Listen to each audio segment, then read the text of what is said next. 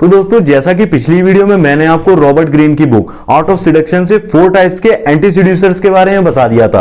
इस वीडियो में मैं आपको उसी के आगे के बाकी के बचे हुए 4 टाइप्स के एंटी सीड्यूसर्स के बारे में बताने वाला हूं। तो अगर आपने अभी तक वो वीडियो नहीं देखा है ना, तो एक बार उसे भी जरूर देख लेना। इस वीडियो को देख लो, उसके बाद देख लेना, उसमें भी कोई प्रॉब्लम नहीं है। एंटी सीड्यूसर्स बेसिकली ऐसे टाइप के सीड्यूसर्स होते हैं जिनके अंदर कुछ ऐसी क्वालिटीज होती है ना जो उनको बहुत ही ज्यादा अनअट्रैक्टिव बनाती हैं। मतलब अगर आपके अंदर ऐसी क्वालिटीज है ना, ये क्वालिटीज हैं जो कि एंटी सीड्यूसर्स में होती हैं, तो लोग आपको हमेशा नापसंद ही करने वाले हैं। तो ये वीडियो आपके लिए बहुत ही ज्यादा इंपॉर्टेंट है। तो चलिए फटाफट से वीडियो की शुरुआत करते हैं। जो 5वें टाइप के एंटी सीड्यूसर्स होते हैं ना, उन्हें हम बोलते हैं मोरलाइजर। कई बार ऐसा होता है, आप अनजाने में ऐसे लोगों से दोस्ती कर लेते हैं जो कि एक मोरलाइजर होते हैं। वो आपको बात बात में ज्ञान देना शुरू कर देते हैं।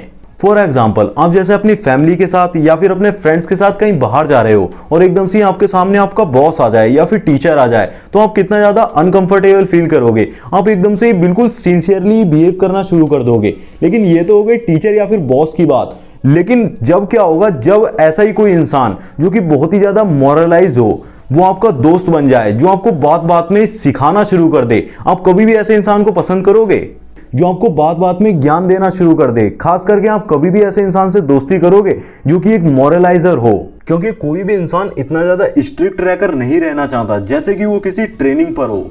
इसीलिए तो जब हमारा टाइम अपने दोस्तों के साथ बीतता है तो वो इतना ज्यादा अच्छा बीतता है, हम इतना ज्यादा अच्छा फील करते हैं, हल्का फील करते हैं। लेकिन कई बार हमारा टाइम रिलेटिव्स के साथ या फिर प्रोफेशनल्स के साथ इतना ज्यादा अच्छा नहीं बीतता, क्योंकि हम उनके साथ इतना ज्यादा घुल मिल नहीं पाते हैं। हमें ऐसा लगता है कि वो हमें मोरलाइज करेंगे। अगर गलती से हमारे मुंह से कुछ उल्टा सीधा निकल गया ना, तो हमें ज्ञान देना शुरू कर देंगे। अब आप मेरा ही एग्जाम्पल ले लो, क्या आप पूरे दिन मेरी वीडियोस को देख सकते हो? नहीं देख सकते हो ना। आप सिर्फ जब भी मेरी वीडियोस को देखते हो, जब आपको रियलिटी में कुछ सीखना हो, कुछ जानना हो, सिर्फ कुछ ही देर के लिए मेरी वीडियोस को देखते हो।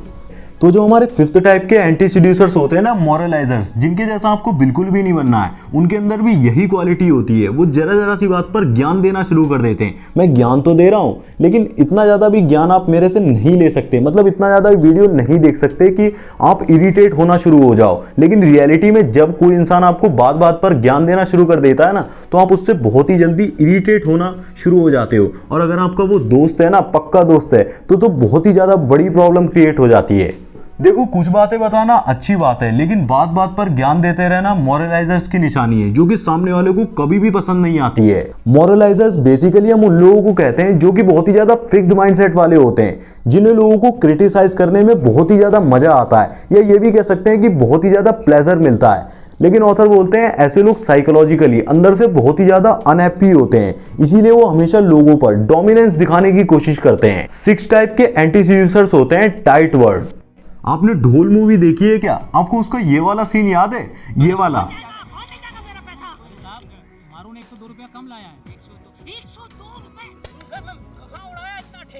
अब ये सीन वाकई में बहुत ही ज्यादा फनी है। अगर आपने नहीं देखा ना, तो एक बार जरूर देख लेना। बेसिकली इसमें जो मामा रहता है ना, वो बहुत ही ज्यादा कंजूस रहता है, या फिर आप ये भी बोल सकते हो कि एक टाइट वर्ड रहता है, और ऑथर टाइट वर्ड कंजूस लोगों को ही बोलते हैं।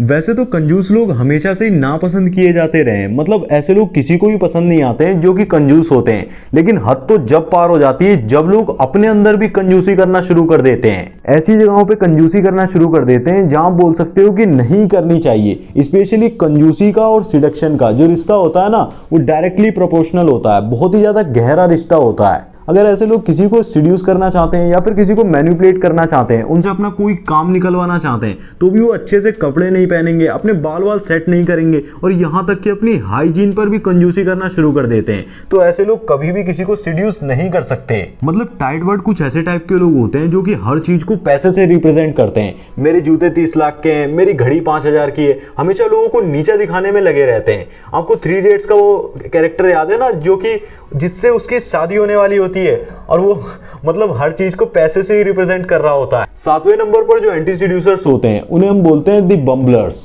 फिर से आप ऐसे किसी ना किसी इंसान को जरूर जानते होंगे जो कि होते हैं ना बहुत ही ज्यादा फट्टू टाइप के लोग होते हैं। अगर उन्हें किसी लड़की से प्यार हो भी जाता है तो भी वो अपनी फीलिंग्स को उसे नहीं बता पाते हैं, और कई बार तो 2 साल 3 साल 5 साल तक लग जाते हैं उन्हें अपनी फीलिंग्स बताने में। आप भी ऐसे किसी ना किसी इंसान को जरूर जानते होंगे, और हो सकता है कि आप ही हो और मैं भी था। मतलब आप सीधी सी एक बात समझ लो कि सिडक्शन का यूज करने के लिए आपके अंदर कॉन्फिडेंस का होना बहुत ही ज्यादा जरूरी है। जब आप रोमांस ही नहीं कर पा रहे हो, किसी को प्रपोज तक नहीं कर पा रहे हो, तो ये आपके लिए बहुत ही ज्यादा चैलेंजिंग हो सकता है। आपके अंदर इतना ज्यादा कॉन्फिडेंस तो होना चाहिए, मतलब इतना कॉन्फिडेंस तो होना चाहिए कि आप किसी से भी आराम से बात कर सको, पूरे कॉन्फिडेंस के साथ बात कर सको, अपोजिट जेंडर से भी बात कर सको और उससे सिर्फ हेलो हाय नहीं बल्कि अपनी दिल की बात भी कर सको, रोमांस भी कर सको। इतना कॉन्फिडेंस आपके अंदर होना ही चाहिए, तभी आप सिडक्शन का यूज कर सकते हो, किसी को सिड्यूस कर सकते हो, किसी को मैनिपुलेट कर सकते हो। आपकी पर्सनैलिटी बहुत ही ज्यादा बोल्ड होनी चाहिए।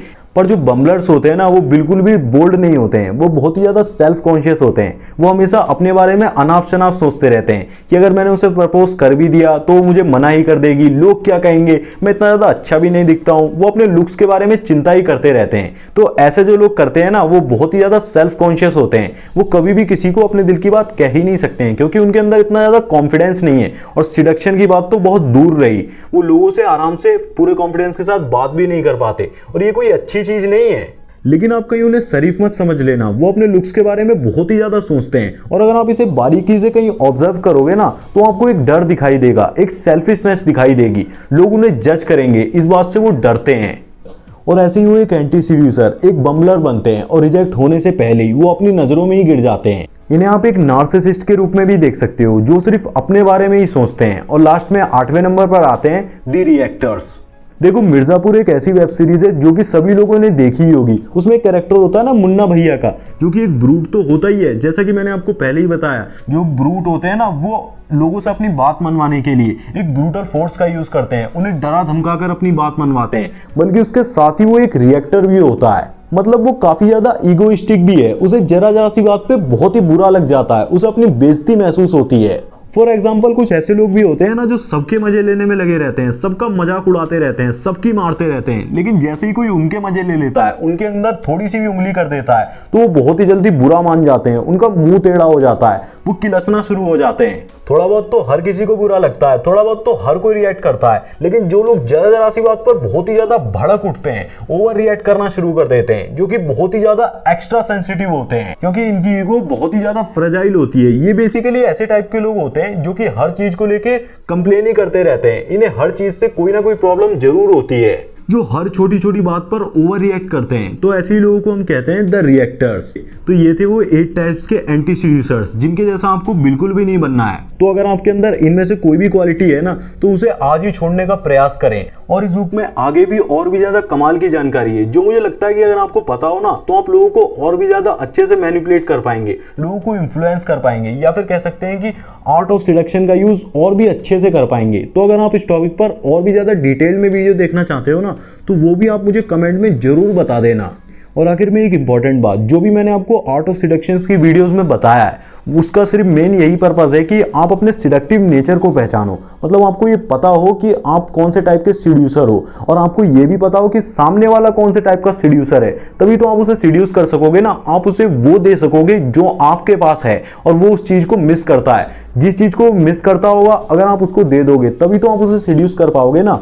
और आपको कभी भी सेम टाइप के सिडक्टिव नेचर वाले बंदे को अट्रैक्ट करने की कोशिश नहीं करनी है। मतलब आप जैसा उसका सिडक्टिव नेचर है, वैसे ही तरीके से उसे सीड्यूस करने की कोशिश कर रहे हो। जो क्वालिटी उसके अंदर पहले से ही है, आप उसी तरीके से उसे मतलब सीड्यूस करने की कोशिश कर रहे हो, तो वो कभी भी काम नहीं करने वाला है। सिंपल सा आप ये समझ लो कि जो सामने वाला है ना, उसका सायरन टाइप का सिडक्टिव नेचर है, तो आपको बिल्कुल भी सायरन बनकर उसे अट्रैक्ट करने की कोशिश नहीं करनी है, या फिर सीड्यूस करने की कोशिश नहीं करनी है। आप किसी और तरीके से रैक बनके, चार्मर बनके, या फिर करिश्मेटिक बनकर उसे अट्रैक्ट कर सकते हो। तो दोस्तों, मुझे उम्मीद है कि आपको इस वीडियो से भी बहुत कुछ सीखने को मिला होगा। अगर आपको सच में वीडियो पसंद आया हो ना, तो इस वीडियो को लाइक भी कर देना और अपने दोस्तों के साथ शेयर भी कर देना। ये प्लेलिस्ट देख लेना एक बार, इसमें मैंने सारी वीडियोस एक साथ अटैच कर रखी हैं आर्ट ऑफ सिडक्शंस के ऊपर, आप बेहतर तरीके से जानना चाहते हो।